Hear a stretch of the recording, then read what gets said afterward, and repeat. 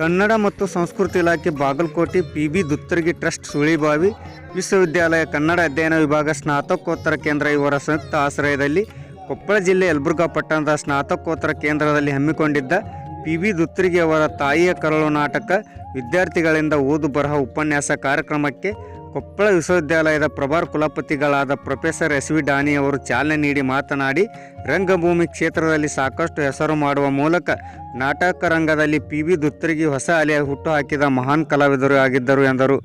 ಈ ಸಂದರ್ಭದಲ್ಲಿ professor Venkatagiri Dalavayi, K H. Chatrad, S K. Konasagar, Siddappa Madar, doctor Ravindra Betageri ಸೇರಿದಂತೆ ಮತ್ತಿತರರು ಮಾತನಾಡಿದರು. Doctor Prahlad, doctor Kalamma, Sunand Kandagal, doctor Nagappa Hoovinabavi, doctor Thimmareddy, Siddalingappa ಸೇರಿದಂತೆ ಮತ್ತಿತರರು ಇದ್ದರು. ವರದಿ V S. Shivappanamatha, Samaya TV K news, Yelburga. 15ರಂದು ಜನಿಸಿದರು.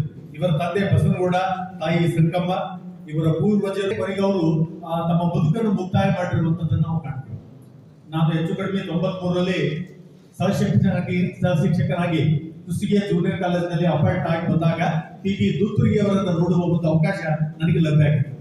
ಹಾಗಾಗಿ ಅವರು ಕೊನೆಯ ದಿನಗಳಲ್ಲಿ ಕೂಡ ಈ ಕವಿ ಅಂದರೆ ನಾವು ನಮ್ಮ ಸಾಹಿತ್ಯ ಚರಿತ್ರೆಯಲ್ಲಿ ಬರುವಂಥವ್ರನ್ನ ಮಾತ್ರ ಕವಿಗಳಂತೀವಿ. ಆದರೆ ವೃತ್ತಿ ರಂಗಭೂಮಿಯ ನಾಟಕಕಾರರನ್ನು ನಾವು ಕವಿಗಳಂತೇಳಿ ಅನ್ನಲಿಲ್ಲ, ಸಾಹಿತಿಗಳಂತೆ ಕೂಡ ಕರೀಲಿಲ್ಲ. ನಾವು ಸಾಹಿತ್ಯ ಚರಿತ್ರೆಯಲ್ಲಿ ಯಾಕೆ ಈ ರಂಗಭೂಮಿ ಪ್ರವೇಶವನ್ನು ಮಾಡಲಿಲ್ಲ, ಇದು ಒಂದು ಪ್ರಶ್ನೆ. ನಿಮಗೆ ಯಾಕೆ ಬರಲಿಲ್ಲ? ಇದು ಜನಪದ ಸಾಹಿತ್ಯ ಹೊರಗಡೆ ಹುಡುಕೋತು, ತತ್ವಪದಕಾರರು ಹೊರಗಡೆ ಹುಡ್ಕೊಂಡ್ಬಿಟ್ರು. ವೃತ್ತಿ ರಂಗಭೂಮಿ ಸುಮಾರು 1 ಶತಮಾನದವರೆಗೂ ಕೂಡ ಗ್ರಾಮೀಣ ಭಾಗದ ಸಂವೇದನೆಗಳನ್ನು ಕನ್ನಡ ಜಗತ್ತಿನ ನಾಟಕಗಳು, ಭಸ್ಮೆ ಅಂತವರ ನಾಟಕಗಳು.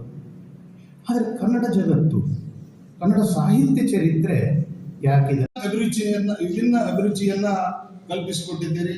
ಅದರಲ್ಲಿ ನಾವು ಏನಪ್ಪ ಅಂತಂದ್ರೆ ಕೆಲವೊಂದು ವಿದ್ಯಾರ್ಥಿಗಳು ಬಹಳ ಚೆನ್ನಾಗಿ ಮಾತಾಡ್ತಾರೆ. ಪ್ರಥಮವಾಗಿ ಗೀತಾ ಎಂಬವರು ಏನಂತಂದ್ರೆ ಅವರ ನ್ಯಾರೇಷನ್ ಸ್ಟೈಲ್ ಅನ್ನು ನೋಡಿದಾಗ ನನಗೆ ಬಹಳ ಇಷ್ಟ ಆಯಿತು. ಅಂದ್ರೆ ಸಾಹಿತಿಗಳಿಗೆ, ಕಾದಂಬರಿಕಾರರಿಗೆ, ನಾಟಕರಿಗೆ ನ್ಯಾರೇಷನ್ ಸ್ಟೈಲ್ ಬಹಳ ಇಂಪಾರ್ಟೆಂಟ್. ನಾವು ಹೇಳಿದಂತ ಕತೆ ಜನರಿಗೆ ಇಷ್ಟ ಆಗ್ಲಿಕ್ಕೆ ಅಂದ್ರೆ, ಜನರಿಗೆ ಮುಟ್ಲಿಕ್ಕೆ ಅಂತಂದ್ರೆ ಅದರ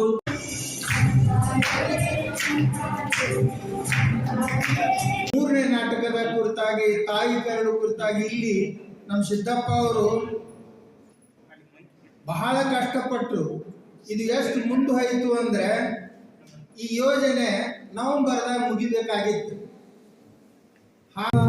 ನಾವು ಹೇಳಿದ್ರೆ ತಪ್ಪದಂತ ಅವರ ಜೊತೆಗೆ ಅವರ ಬೋಧಕರು ಮತ್ತು ಸಹಪಾಠಿಗಳು ಮತ್ತು ವಿದ್ಯಾರ್ಥಿಗಳು